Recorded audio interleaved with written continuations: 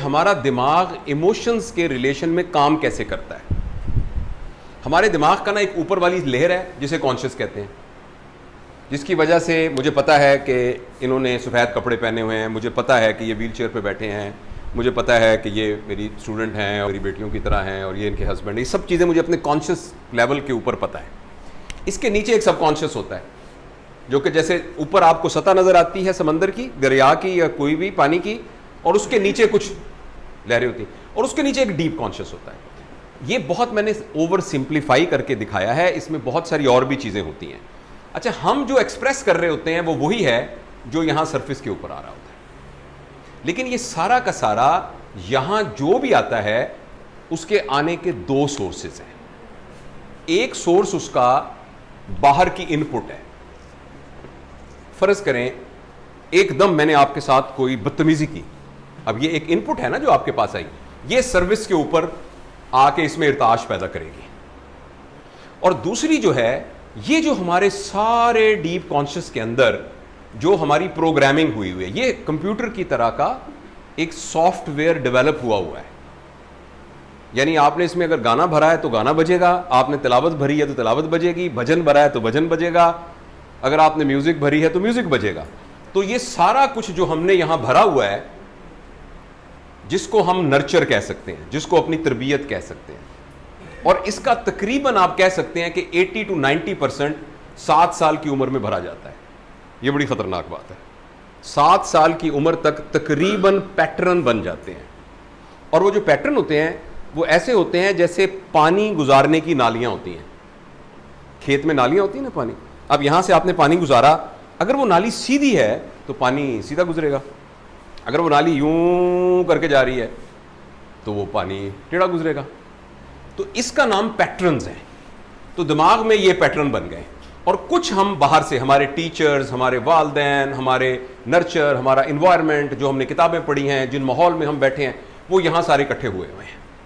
अच्छा, अब जब बाहर से कोई भी एक स्टिमुलस आता है तो इसके कॉरस्पॉन्डिंग जो कुछ नीचे नाली में पड़ा हुआ है वो यूं घूम के यहां आ जाता है, और ये दोनों मिलके हमारा कंडक्ट या हमारा एक्सप्रेशन उसको जाहिर। लिहाजा मैंने आपको बहुत बुरी बात की, आगे से आप क्या करेंगे ये इस पर भी डिपेंड करता है कि मैंने क्या बात की, और इस पर भी डिपेंड करता है कि आपके अंदर पहले से क्या प्रोग्राम हुआ है, आपके अंदर पहले क्या प्रोग्राम हुआ होता है। इसीलिए आप देखें ना, एक आदमी होता है, उसको उसका बॉस कुछ कहता है तो गुस्सा उसको आता है, मगर कहता कुछ भी नहीं है, और वही उसका मुलाजिम कह रहा तो उसको थप्पड़ मारना शुरू कर देता है। तो दोनों स्टिमुलस तो एक ही थे, लेकिन अंदर से उसको प्रोग्राम पड़ा हुआ कि साहब को कुछ नहीं कहना, लेकिन ये नौकर को कहना है। तो वो इसलिए, तो इस तरीके से हमारा दिमाग जो है वो करता है। अच्छा, इन सारों का एक एल्गोरिदम है, एक तरतीब है सारी। सब मैं उर्दू में उसको लिखता हूं, पढ़ा हमने अंग्रेजी में था। सबसे पहले जो चीज पैदा होती है उसका नाम एहसास है।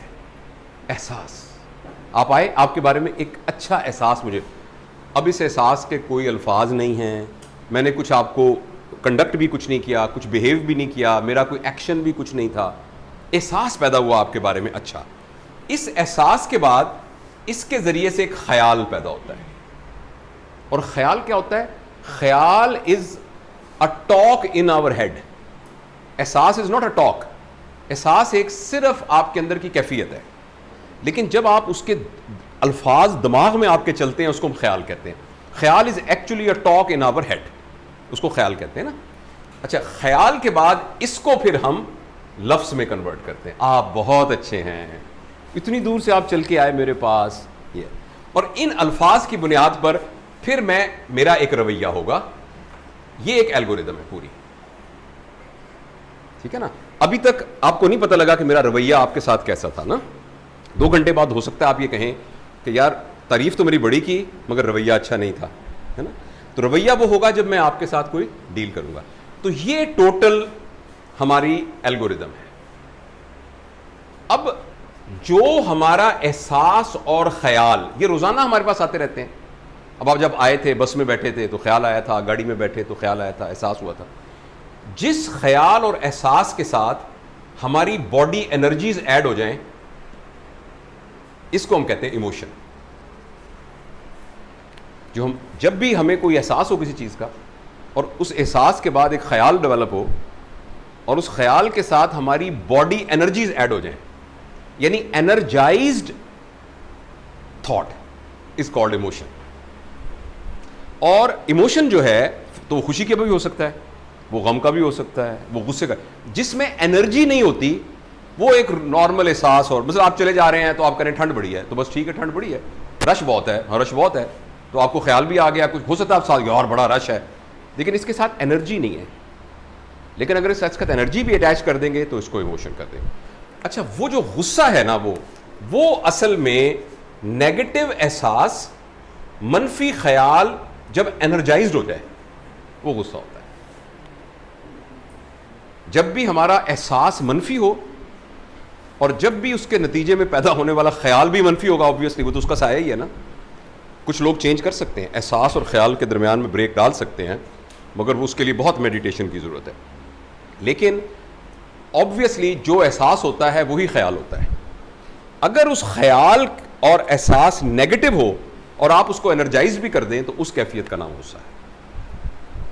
ठीक है, अब हम जाहिर है जब वो आएगा तो इतना वो एनर्जाइज्ड होता है ना। अगर ये एनर्जाइज ना हो तो वो अल्फाज ही मुझे सर्दी बहुत है जरा, कोई बात नहीं, हो सकता है आप ना कहें ये बात, चुप करके गुजरते हैं। लेकिन अगर वो एनर्जाइज्ड ख्याल होगा, उसके पीछे बॉडी एनर्जी सारी होंगी, तो फिर आप मुंह से भी कहेंगे यार बड़ी ठंड है भाई, ओए बड़ी ठंड है, और फिर आप कंडक्ट भी वैसे करेंगे। ये बात समझ रहे हैं ना?